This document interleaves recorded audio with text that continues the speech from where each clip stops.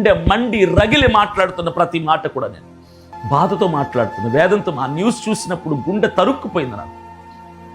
ఎక్కడ బ్రతుకుతున్నాం అసలు మనమని? ఎలా ప్రొటెక్ట్ చేసుకోవాలి ఆడపిల్లని?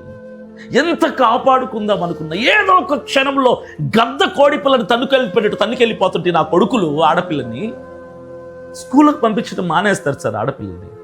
ఆడపిల్లకి చదువు చెప్పించడం మానేస్తారు సార్. ఆడపిల్లని కాలేజీకి పంపించడం మానేస్తారు, ఉద్యోగాలు పంపించడం మానేస్తారు సార్. ఆడపిల్ల మరలా పాత రోజుల్లాగా వెనకబడిపోతుంది సార్. దయచేసి అర్థం చేసుకొని, అత్యాచారం అన్న ఆలోచన రావటానికి కూడా భయం కలిగేలాగా శిక్షించండి సార్.